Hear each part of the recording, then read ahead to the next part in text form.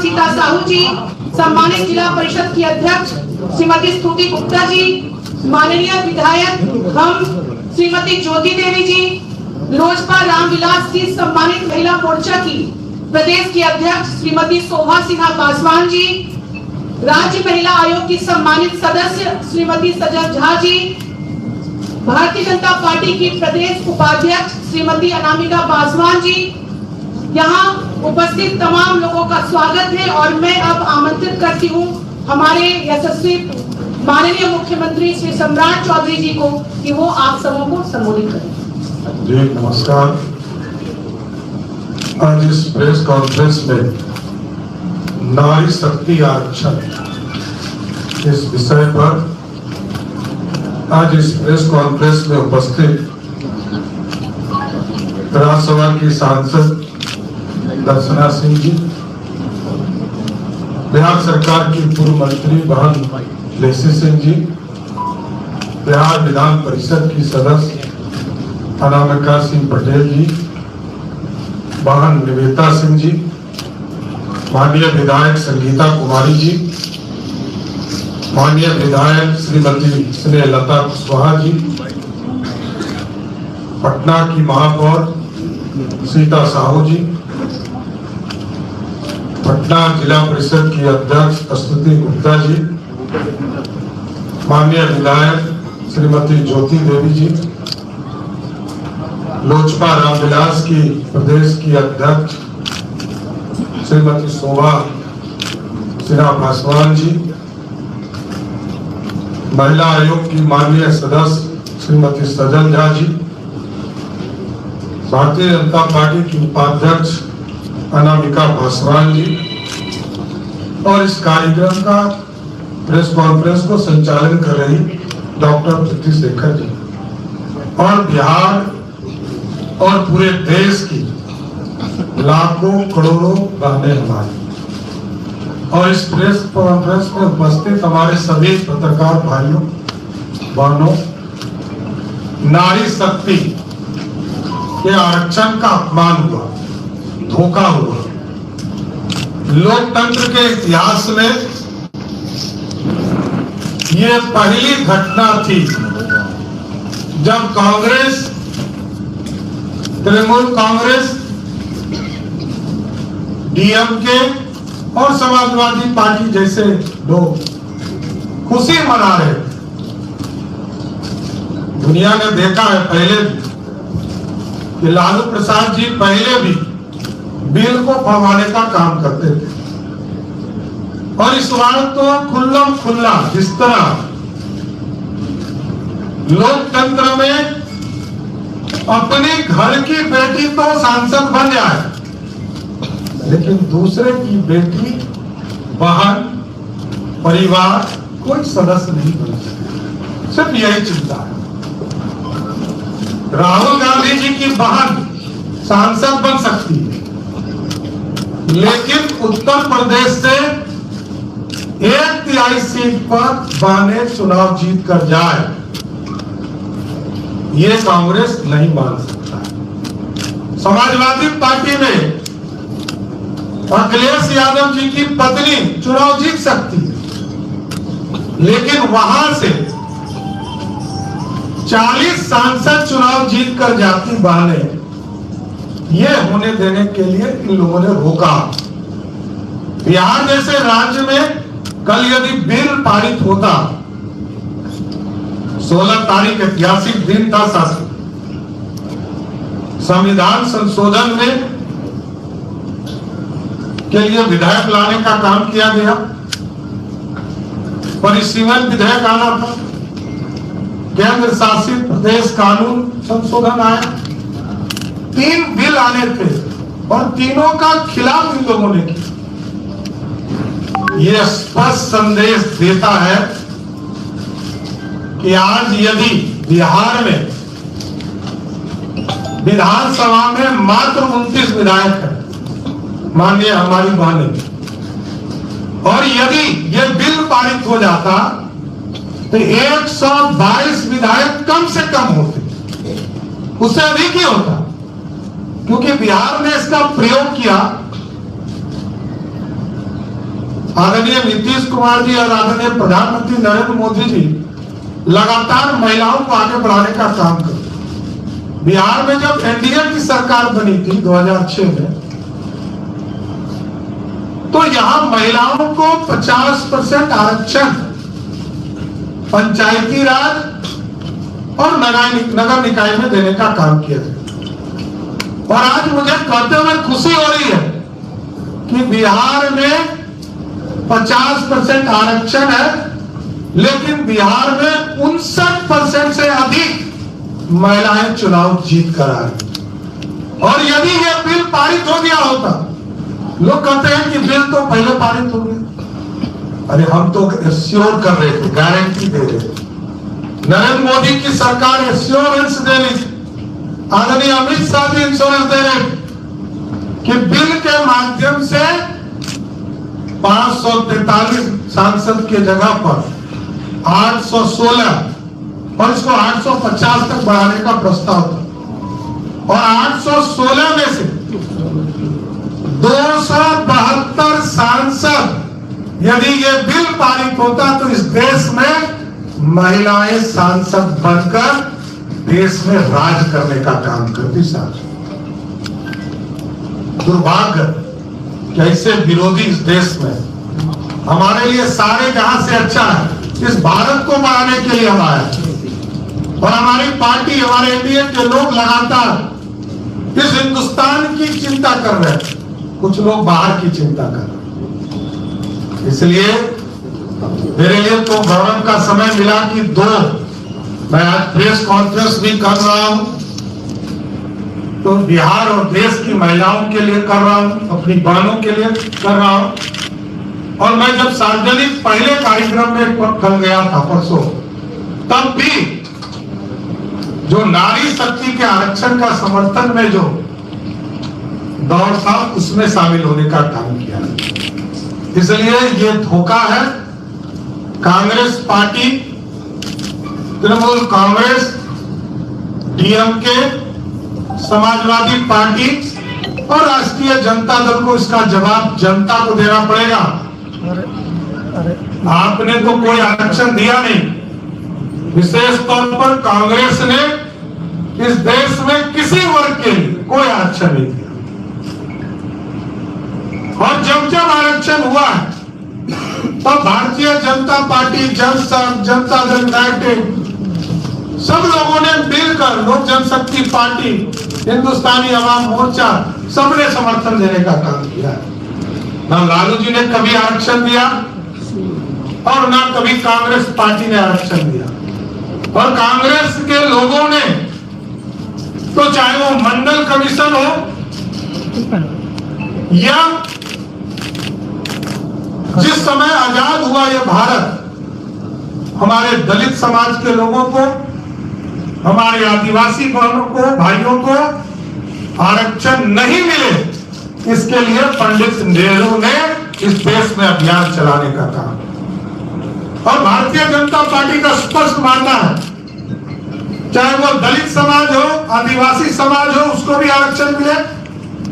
अति पिछड़ों के लिए भी आरक्षण की कल्पना जब सरदेव कपूरी ठाकुर जी ने किया था, तो पंडित कैलाशपति मिश्र जनसंघ के उनके साथ खड़े हुए। और इस देश में जब मंडल कमीशन आया, तब भी भाजपा के समर्थन से इस देश में मंडल कमीशन लागू हुआ था। और जब 75 वर्ष के बाद ये लगा इस देश में अब स्वर्ण समाज के गरीबों की भी चिंता करना है, उसको भी 10% आरक्षण नरेंद्र मोदी की सरकार ने दिया। इसलिए हमें गर्व है कि महिला बिल भी पारित हम लोगों की सरकार ने किया, नरेंद्र मोदी जी की सरकार ने की। बिहार में भी एनडीए की सरकार ने महिलाओं को 50% से अधिक आरक्षण देने का काम किया। और आज जो देश में महिलाओं के साथ धोखा हुआ, इसके खिलाफ पूरा एनडीए एकजुट होकर इस देश में अभियान चलाएगा और उनसे जवाब भी मांगेगा। कांग्रेस पार्टी, ये बताओ, तुम्हारे परिवार के लोग प्रधानमंत्री बन रहे हैं, सुपर प्रधानमंत्री बन रहे हैं, सांसद बन रहे हैं, इस देश की गरीब महिला कब सांसद बनेगी? समाजवादी पार्टी से पूछा जाएगा, राष्ट्रीय जनता दल से पूछा जाएगा, टीएमसी से पूछा जाएगा, डीएमके से पूछा जाएगा। इसलिए साथियों, मेरा स्पष्ट मानना है कि इस लोकतंत्र में काला अध्याय का दिन था जब महिला बिल को, नारी शक्ति के आरक्षण को रोकने का काम यूपीए के लोगों ने किया है। इसलिए मैं फिर से ये जरूर स्पष्ट करता हूं कि जिस तरह प्रधानमंत्री जी ने राष्ट्र को संबोधित करते हुए स्पष्ट तौर पर कहा है कि नारी शक्ति के ताकत को हर हालत में देने का काम नरेंद्र मोदी की सरकार करेगा, ये मैं स्पष्ट करता हूं कि बिहार और देश की महिलाएं मुख्य धारा में जोड़ने का काम करेगी। बहुत बहुत धन्यवाद। अब मैं आमंत्रित करती हूँ सम्मानित सांसद राज्यसभा और भारतीय जनता पार्टी महिला मोर्चा की सम्मानित राष्ट्रीय उपाध्यक्ष, भारतीय जनता पार्टी की वरिष्ठ नेत्री श्रीमती दर्शना सिंह जी को कि वो आप सबों को संबोधित करें।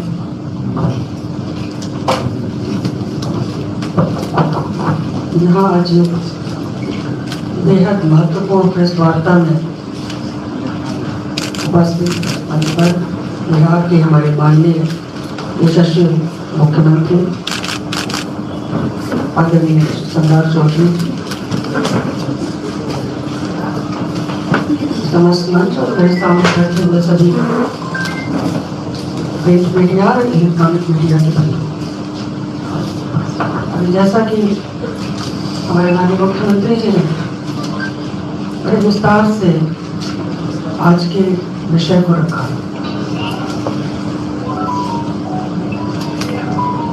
ये बड़ा ही दुर्भाग्यपूर्ण है कि 16 अप्रैल से लेकर 18 अप्रैल तक एक विशेष सत्र बुलाया गया था नारी के हक और अधिकार को देने के, लेकिन विपक्ष का जो दोहरा रवैया है और महिला विरोधी चेहरा बेनकाब हुआ है। जब ये सत्र बुलाया गया तो इस देश की आधी आबादी महिला इंतजार कर रही थी, इतने लंबे समय से जो उनका हक उन्हें मिलना चाहिए था बहुत पहले ही, वो किसी न किसी कारण से विपक्ष के द्वारा अटकाया गया, वो अब उनका अधिकार मिल जाएगा। और इस देश की नारी को यह भी उम्मीद थी कि विपक्ष के लोग दलगत राजनीति से ऊपर उठकर इस देश की इस आधी आबादी के इस हक को समर्थन देने का काम करें। लेकिन मुझे दुख के साथ कहना पड़ रहा है कि जो महिला आरक्षण 3 दशक से किसी न किसी कारण से इन विपक्ष के लोगों ने उसको लटका कर रखा था, इस बार भी उन्होंने वही काम किया, क्योंकि उनकी मंशा साफ नहीं थी।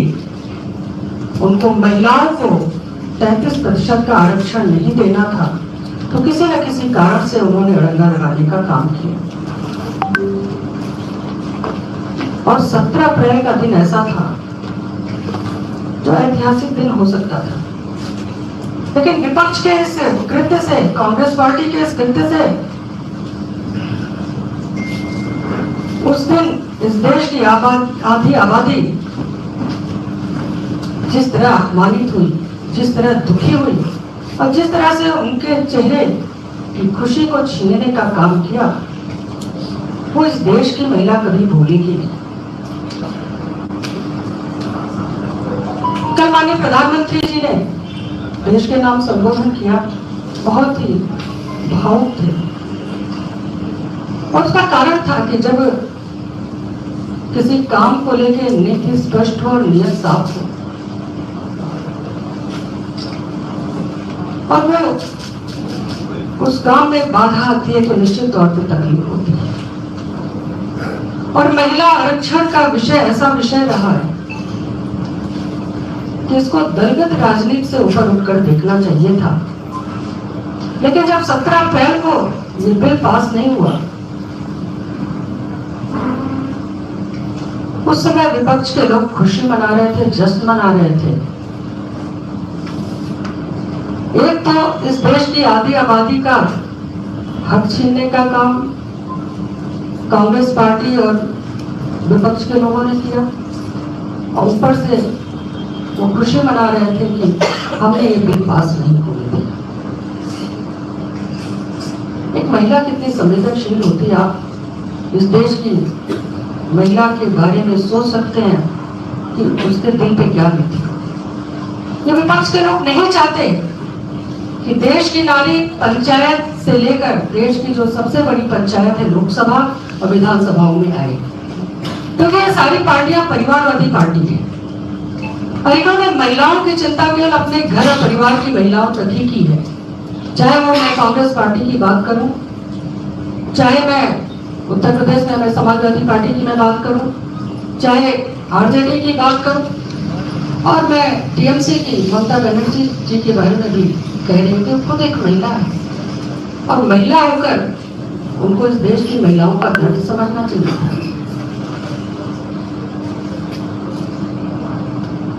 लेकिन मैं आपको बता देना चाहती हूँ कि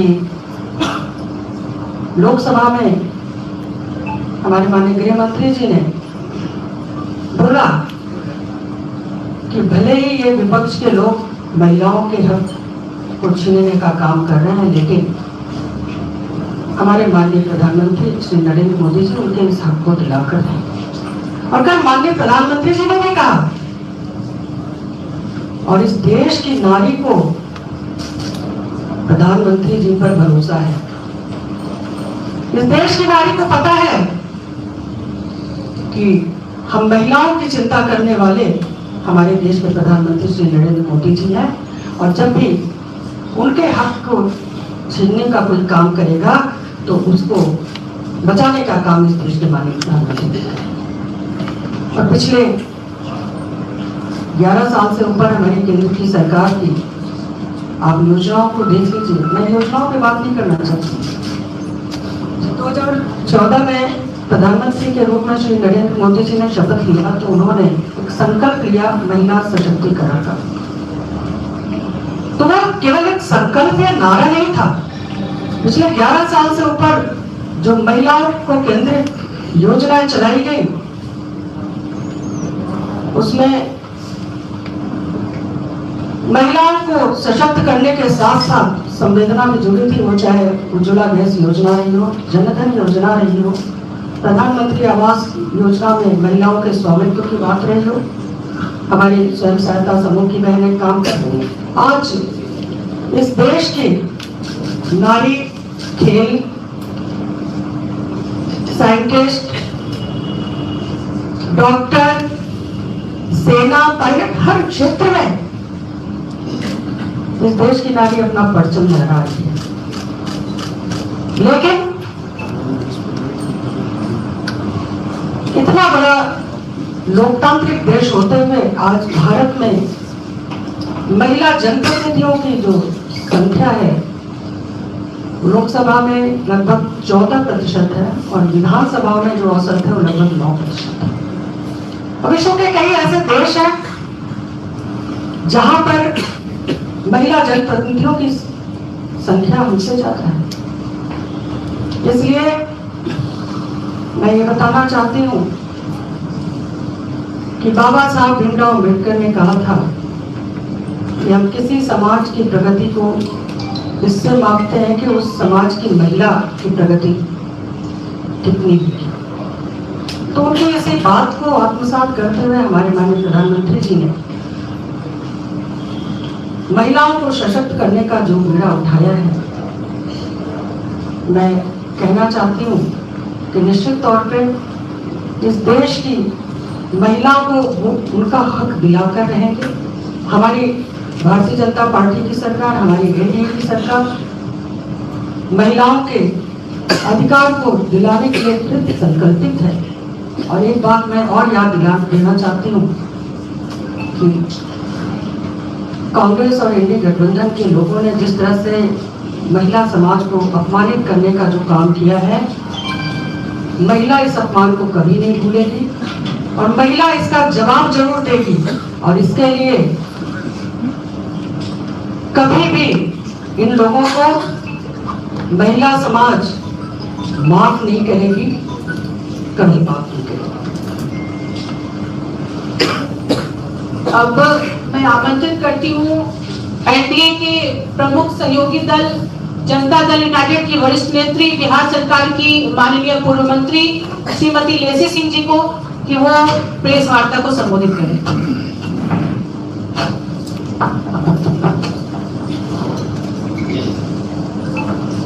आज भारतीय जनता पार्टी कार्यालय में आयोजित महत्वपूर्ण विषय को लेकर प्रेस वार्ता में उपस्थित मुख्य आकर्षण के केंद्र बिंदु और बिहार के यशस्वी जन आकांक्षाओं के प्रतीक, युवाओं की चहेता, बिहार के नवनियुक्त मुख्यमंत्री आदरणीय सम्राट चौधरी जी, दिल्ली से चल के आई माननीय सांसद भारतीय जनता पार्टी की उपाध्यक्ष दर्शना सिंह जी एवं एनडीए घटक दल के पार्टी के सभी यहाँ उपस्थित महिला नेत्रीगण और यहाँ उपस्थित इलेक्ट्रॉनिक मीडिया और प्रिंट मीडिया के सम्मानित साथी, विस्तार से माननीय मुख्यमंत्री आदरणीय सम्राट चौधरी जी ने, आदरणीय बहन दर्शना सिंह जी ने एनडीए के की जो मंशा है देश की आधी आबादी के प्रति उनको आगे बढ़ाने के लिए जो इच्छा शक्ति एनडीए के शीर्ष नेतृत्व का उन बातों को रखने का काम किया। मैं संक्षिप्त में अपनी बात रखना चाहूंगी, दो पंक्ति से शुरू करना चाहूंगी। कोमल हूँ कमजोर नहीं, शक्ति का नाम ही नारी है, जग को जीवन देने वाली मौत भी तुमसे हारी। जिस तरह से देश के यशस्वी प्रधानमंत्री आदरणीय नरेंद्र भाई मोदी जी और बिहार के हमारे नेता और देश के समाजवादी नेता, राष्ट्रीय अध्यक्ष जनता दल यूनाइटेड के आदरणीय नीतीश कुमार जी के युगल जोड़ी में जिस तरह से आधी आबादी के लिए, चाहे हमारे एनडीए की सरकार 2005 में बनी, महिलाओं के लिए पंचायती राज व्यवस्था में, नगर निकाय में महिलाओं को उनके हक का अधिकार दिया और 50% आरक्षण देने का काम हमारे नेता आदरणीय नीतीश कुमार जी ने, एनडीए की सरकार ने दिया। अनेकों उदाहरण है, कई योजनाओं को चलाकर आधी आबादी को सशक्त करने का काम किए। वहीं हमारे देश के यशस्वी प्रधानमंत्री जी ने भी कई योजनाओं को चलाकर आधी आबादी को पंख देने का काम किए। आज जो 2023 में नारी शक्ति बंधन अधिनियम पारित हुआ था, महिलाओं को 33% आरक्षण लोकसभा और विधानसभा में देने का, उसको लेकर जो विशेष सत्र बुलाकर एनडीए की सरकार ने, माननीय प्रधानमंत्री जी ने 3 दिनों का सत्र, विशेष सत्र बुलाकर महिलाओं का जो उनको अधिकार मिलना चाहिए 2029 में 33% महिलाओं का लोकसभा में और आगे होने वाले चुनाव में, विधानसभाओं के चुनाव में जो 33% आरक्षण मिलना चाहिए, विशेष सत्र बुलाकर नारी शक्ति बंधन अधिनियम को संशोधित करने का प्रस्ताव रखा। लेकिन विपक्ष के लोगों ने किस तरह से इसको मजाक बनाया, हंस रहे थे। इस संशोधन विधेयक का समर्थन नहीं किए और जो विपक्ष के, चाहे कांग्रेस हो, आरजेडी हो, सपा हो, टीएमसी हो, सभी जो विपक्ष के दल हैं उनकी सभी सांसद ने हंस के और मेज थपथपा रही थी। ये आधी आबादी, देश की आधी आबादी महिलाएं टकटकी निगाह से देख रही थी कि हमारे लिए कौन पार्टी पक्ष में है, कौन नहीं है। ये आने वाले समय में देश की आधी आबादी को पंख लगे, इसके लिए जो ये संशोधन प्रस्ताव माननीय प्रधानमंत्री जी ने सभी आशंकाओं को विस्तार से लोकसभा में बातें रखी, सभी आशंकाओं को दूर किया। आदरणीय गृह मंत्री जी ने सभी आशंकाओं को दूर किया और हमारे जनता दल यूनाइटेड पार्टी की ओर से हमारे केंद्रीय मंत्री आदरणीय राजीव रंजन सिंह उर्फ ललन बाबू ने भी पार्टी की पक्ष में मजबूती से सभी आशंकाओं को दूर किया। लेकिन फिर भी उन लोगों को बच नहीं रहा था कि इतना बड़ा फैसला महिलाओं के हित में आदरणीय प्रधानमंत्री जी एनडीए की सरकार दे रही है। आने वाले समय में देश की महिलाएं जरूर इसका हिसाब किताब चुकता करें और कभी देश की महिलाएं विपक्ष को माफ नहीं करें। और हमारे आदरणीय राष्ट्रीय अध्यक्ष, हमारे नेता आदरणीय नीतीश कुमार जी ने भी हमेशा से महिलाओं को, आधी आबादी को आगे बढ़ाने का काम किए।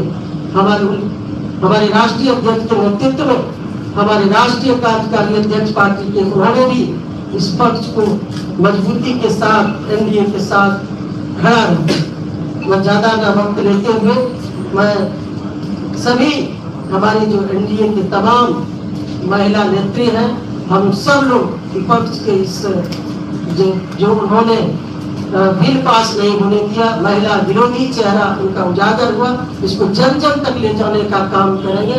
उनका जो दोहरा, विपक्ष का जो दोहरा नीति है, उनका राहुल गांधी जी का बहन को आरक्षण मिले, बहन लोकसभा में रहे, लालू यादव जी के बेटी और विपक्ष के नेता तेजस्वी यादव जी की बहन लोकसभा में सांसद बनी, स्टालिन की बहन कनिमो जी लोकसभा में सदस्य बने। लेकिन गांव की पगडंडियों से गरीब पूर्वांचल के जो शोषित पीड़ित महिलाएं लोकसभा में और विधानसभा में नहीं पहुंचे। ये कुत्सित प्रयास था। ये हम सभी एनडीए के जितने भी महिला नेत्री हैं इसको बेनकाब करेंगे और आने वाले समय में ये जो चेहरा उन लोगों का दोहरा चेहरा है, इसको देश की महिलाएं देख चुकी है। आने वाले समय में इसका हिसाब किताब महिलाएं लेंगी और हमारे एनडीए की सरकार, माननीय प्रधानमंत्री जी, हमारे आदरणीय नेता नीतीश कुमार जी, एनडीए के शीर्ष नेतृत्व माननीय प्रधानमंत्री जी ने देश को संबोधित किया और कहा कल ही शाम में कि हम महिलाओं को उनका हक दिला के रहेंगे। हमें प्रधानमंत्री आदरणीय नरेंद्र मोदी जी पर, माननीय गृह मंत्री अमित शाह जी पर और हमारे नेता आदरणीय नीतीश कुमार जी पर, एनडीए के सभी घटक दल पर विश्वास है। एक न एक दिन एनडीए की सरकार महिलाओं का जो आधी आबादी का हक है उसको दिला के रहेंगे। इन्हीं बातों के साथ बहुत होता है।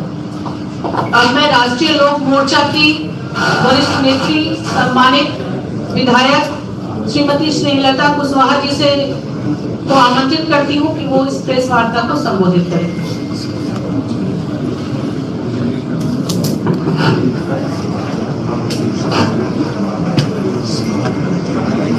यहाँ उपस्थित हमारे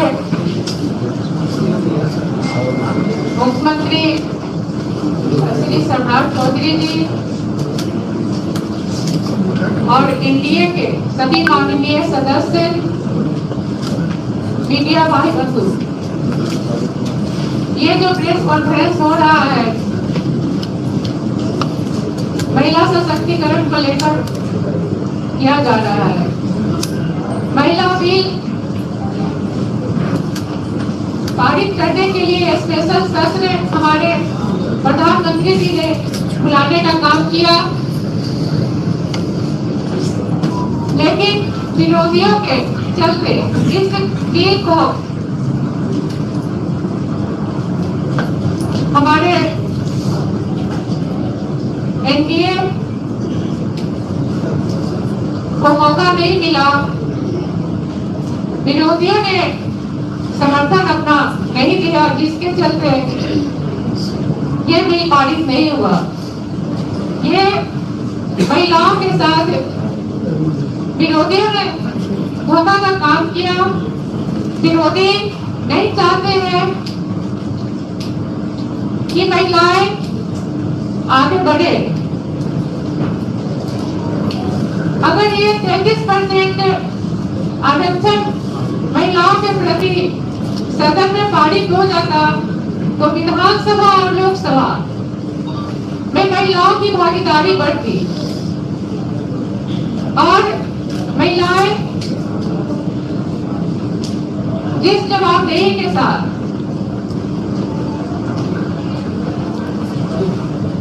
अपना दायित्व निभाती है, तो अपने समाज को, देश को आगे बढ़ाने में अपनी पूरी जवाबदेही के साथ अपना दायित्व निभाती। पर विपक्ष के लोग महिला विरोधी है, ये बात हम लोग गांव-गांव में जाकर लोगों के बीच में रखने का काम करेंगे। हमारी पार्टी राष्ट्रीय लोक मोर्चा हर गांव में महिलाओं के बीच में जाकर इस पक्ष को रखेंगे कि क्या विपक्षों ने ये सही किया, महिलाओं को आगे बढ़ने का हक नहीं है। तो इस बात को हम सभी एनडीए के लोग जो विपक्ष का रवैया था उसकी घोर निंदा करते हैं और एनडीए सभी गठबंधन पर एकजुट होकर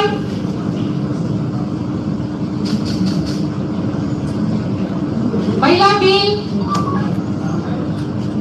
पारित नहीं किया गया, विपक्ष के द्वारा इसकी घोर निंदा करते हैं और आशा करते हैं कि सभी लोग, आप लोग इसे को समझेंगे और इस बात को लोगों के बीच में रखेंगे। बहुत बहुत धन्यवाद। अब मैं आमंत्रित करती हूँ हिंदुस्तानी आवाम मोर्चा की वरिष्ठ नेत्री और माननीय विधायक श्रीमती ज्योति देवी जी को कि वो प्रेस वार्ता को संबोधित करें।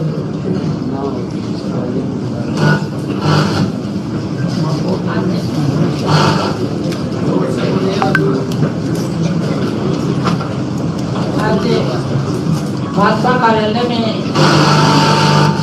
उपस्थित थे, इस गोष्ठी में हमारे गार्जियन बिहार के माननीय मुख्यमंत्री श्री सम्राट चौधरी जी, इस बैठक में उपस्थित दर्शना दीदी, सांसद महोदया, सभी एनडीए के विधायकगण, सभी एनडीए के जिला राज्य के पार्टी के पदाधिकारीगण, दीदीगण, भैया लोग भी यहाँ उपस्थित हैं और यहाँ पर उपस्थित सभी प्रिंट मीडिया के साथीगण, प्रशासन के साथीगण, आज बहुत ही महत्वपूर्ण बैठक में हम लोग भाग ले रहे हैं और बहुत खुशी है कि आज महिला गोष्ठी में हमारे यशस्वी मुख्यमंत्री सम्राट चौधरी जी पहली बार महिलाओं के साथ नजर आए हैं। इससे स्पष्ट है कि इनका सोच और इनका काम आप लोगों की अपेक्षा महिलाओं को ज़्यादा तरजीह देके उनका उत्थान करेंगे। बहुत बेहद ही खुशी हो रही है कि हम अपने नए मुख्यमंत्री जी के साथ हम लोग ये पहली बैठक कर रहे हैं और पूर्ण आशा भी है कि नए कार्यकाल में ये स्पष्ट दिख रहा है इस मंच से कि और समाज के साथ साथ जिस प्रकार से माननीय मुख्यमंत्री श्री नीतीश कुमार जी ने अन्य समुदायों के साथ, हर वर्ग के साथ लेकर के और महिलाओं को आगे बढ़ाने का काम किया है, मेरी भी अपेक्षा है और हम महिलाओं की अपेक्षा है कि महिला देश की जान है और बिना नारी के सहयोग का कोई समाधान भी नहीं है, न कोई आगे बढ़ा है। इसलिए मैं कोशिश करूंगी कि माननीय मुख्यमंत्री महोदय इस पर गौर करेंगे। आज हम लोग विशेष महत्वपूर्ण बैठक पर हम लोग बैठे हैं। यशस्वी प्रधानमंत्री जी का जो कार्यकाल रहा है, लंबे समय से देश में रहा है और उन्होंने महिलाओं का विकास के लिए, चाहे उज्ज्वला योजना हो, शौचालय योजना हो या शिक्षा सुरक्षा की दृष्टि से, अन्य रोजगार की दृष्टि से, आशा हो, ममता हो, इतने सारे कामों को इन्होंने महिलाओं को आगे बढ़ाने का काम किया है। तो इसके लिए जो कल 17 तारीख का जो समय था, ये सही में बहुत ही दुखद था। हमारे माननीय मुख्यमंत्री प्रधानमंत्री जी ने जो बिल लाने का प्रयास किया था, उसमें विपक्ष ने घोर निंदा की है। इसलिए मैं ये कहना चाहती, कड़ी निंदा करती हूँ और जन जन तक हम लोग पहुँचाएंगे। 2025 में विपक्ष के लोग आंख खोल कर देख ले किस प्रकार से महिलाओं ने ही पटकनी दी, जिसका नतीजा आज बिहार में एक कोने में सिमट करके रह गए।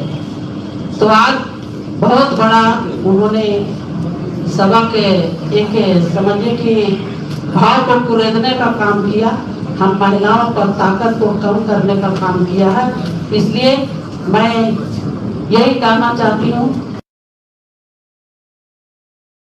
कि हमारे चाहे आरजेडी के नेता हो, तेजस्वी यादव जी हो या राहुल गांधी जी हो, सब लोग, अभी सभी दीदियों ने, हमारे माननीय मुख्यमंत्री जी ने भी कहा कि इन लोग की कभी सोच रही ही नहीं है कि महिलाएं आगे बढ़े।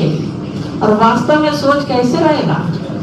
आज माननीय लालू प्रसाद जी का ही देख लीजिए ना, घर में महिला बैठी है काबिल, लेकिन कम पढ़े लिखे बेटों को उप मुख्यमंत्री बनाया, मंत्री बनाया, अपनी बेटी को तो लात मार के भगा दिया।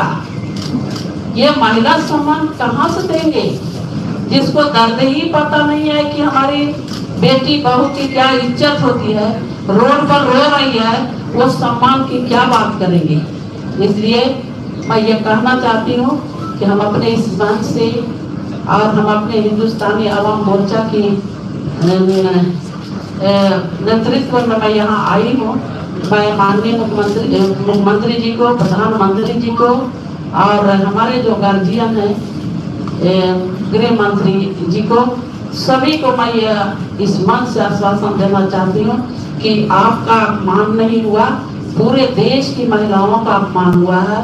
और हम लोग घर घर तक, गली गली तक हम लोग जाएंगे, इनकी घोर भर्त्सना करेंगे, इनकी निंदा करेंगे। आने वाला समय में जिस प्रकार हम सबों को निराश किया है, आने वाला समय आज राजनीति रूपी पटकनी दे करके उनको भी निराश करने का काम करेंगे। इन्हीं चंद शब्दों के साथ इस अवसर को जिन्होंने भी आयोजित किया है, इसके लिए हम एनडीए घटक दल के तमाम दीदी को और हमारे मुख्यमंत्री जी को बहुत बहुत धन्यवाद देते हैं। आप सब भी आए, आप लोग भी जन जन तक आपका चैनल पहुंचाइए, क्योंकि सबके हाथ में मोबाइल है। हमारे माननीय यशस्वी प्रधानमंत्री जी का जो संदेश है, रात में वो 8:30 बजे या 8 बजे वो दे रहे थे, सभी लोग को देखे कि सब सुन रहे हैं उनकी बात। तो आपसे भी मीडिया भाइयों से और दीदियों से मेरा अनुरोध होगा कि हर चैनल पर, हर पर चलाइए, ताकि घर घर तक माननीय प्रधानमंत्री जी का संदेश जाए। इसी चंद शब्दों के साथ आप सबको बहुत बहुत धन्यवाद, नमस्कार। अब मैं लोजपा रामविलास की वरिष्ठ नेत्री और महिला प्रकोष्ठ की प्रदेश अध्यक्ष श्रीमती शोभा सिन्हा पासवान जी से अनुरोध करती हूँ कि वो इस प्रेस वार्ता को संबोधित करें।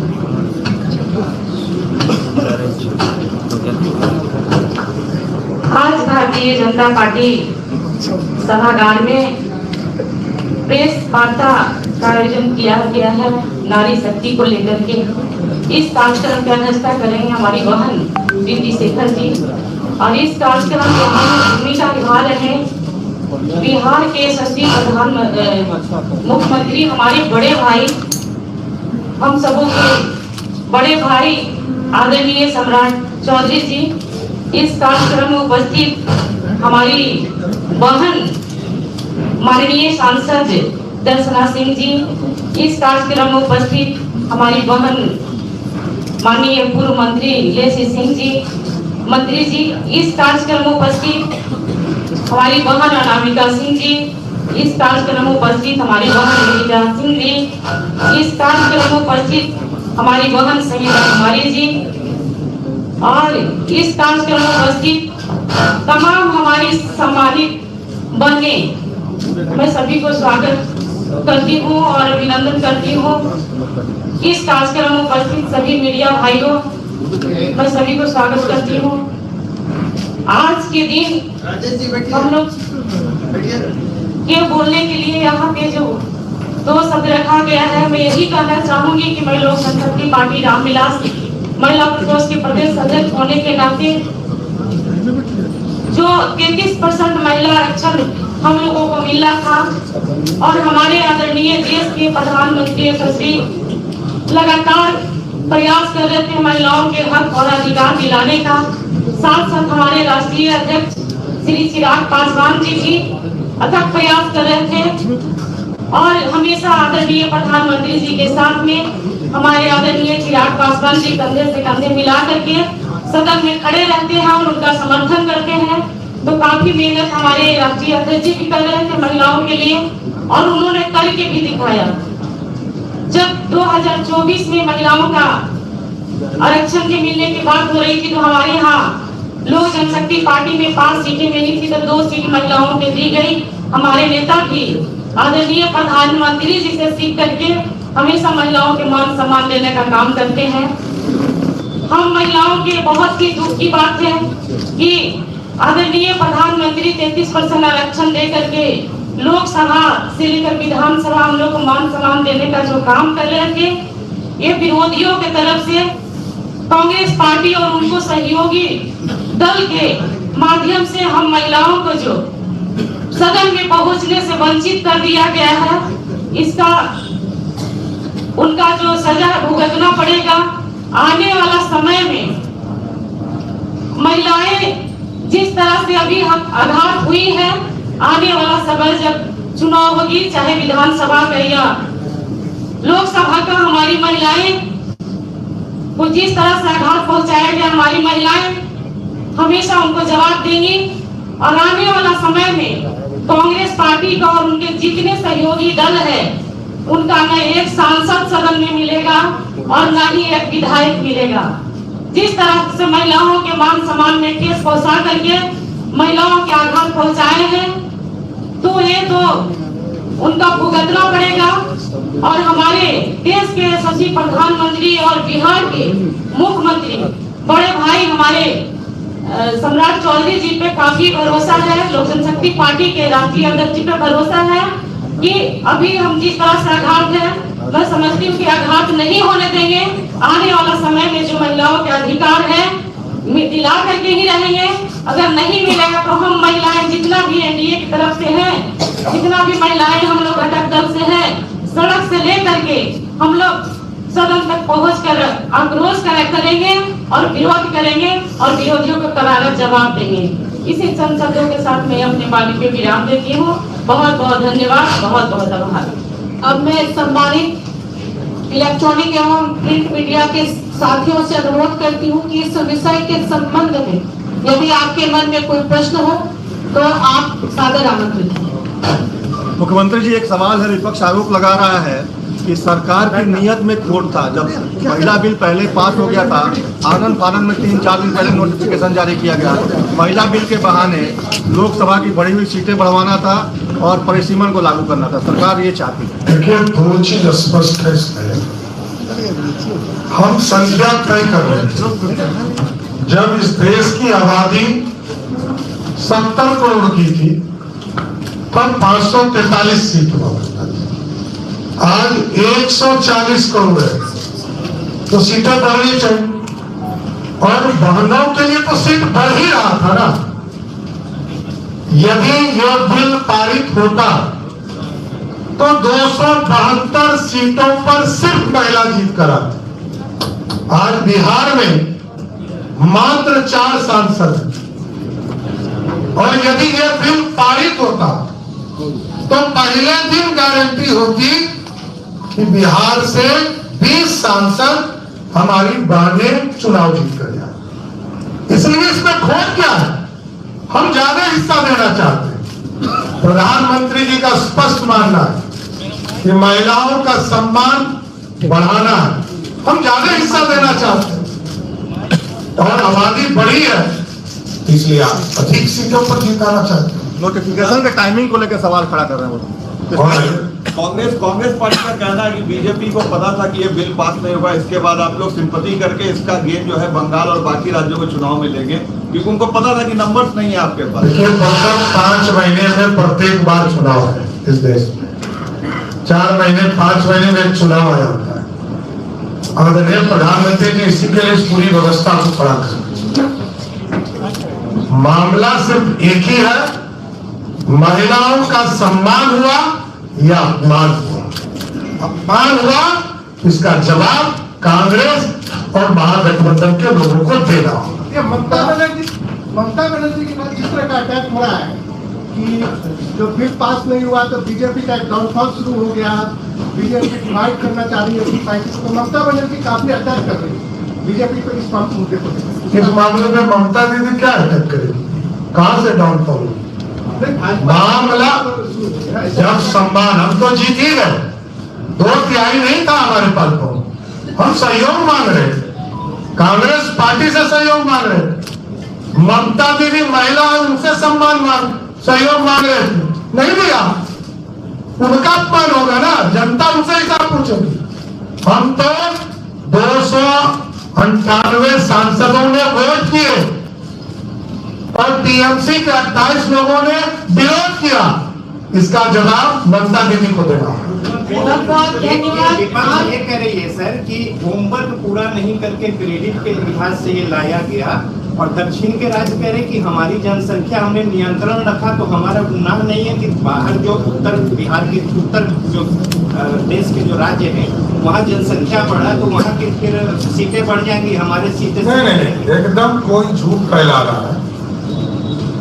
कर्नाटक में 28 सीटें और वर्तमान प्रतिशत जो है 5.15 है, ये बढ़कर 42 हो रहा, और उसके जो प्रतिशत है 5.14%, मतलब 0.1। हम 50% सीटें उनके आगे बढ़ा रहे। जहां तक तमिलनाडु का सवाल है, जो दक्षिण की बात आपने किया, 39 सांसद अभी और वहां 7.18% है, और अभी जब बढ़ता तो 59 होता, जो बढ़कर 7.23 हो जाता, अधिक हो जाता। तो इस तरह का कोई भ्रम नहीं है। सभी राज्यों को अब इस प्रेस वार्ता वो में जान रहे थे कि आप कोटा पे जरूर चर्चा करें। पहले आरक्षण तो लागू हो जाए, फिर उसकी चर्चा भी करेंगे। अरे बिल क्यों फाड़ना चाहते हैं? राजद की प्रवृत्ति रही है बिल फाड़ने का। राजद तो कह रहा मुख्यमंत्री जी की एनडीए को अधिक सीट देना चाहिए था चुनाव में। बिहार का जो चुनाव हुआ, महिला का सम्मान करते हैं, एकदम यही तो कह रहे हैं, श्योर हो जाएगा। जिसने नहीं दिया वो गारंटी हो जाएगा, यही तो कह रहा हूं। सब पार्टियों ने नहीं दिया है, ये मैं जानता हूं। मैं तो यही कह रहा हूं कि आज 29 विधायक मात्र है, और ये बिल पारित हो जाता तो 122 तो पक्का बहन ही जीत कर आती। मीडिया के सभी साथियों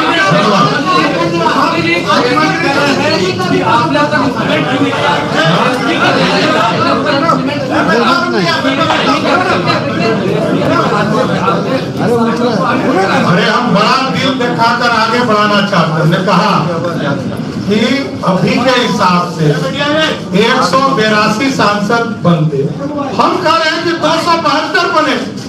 हम तो बड़ा दिल दिखा रहे हैं। प्रधानमंत्री जी ने कहा 272 सांसद हमारी बहनें बने, इसमें दिक्कत क्या? अब बंगाल जाएंगे तो इस मुद्दे को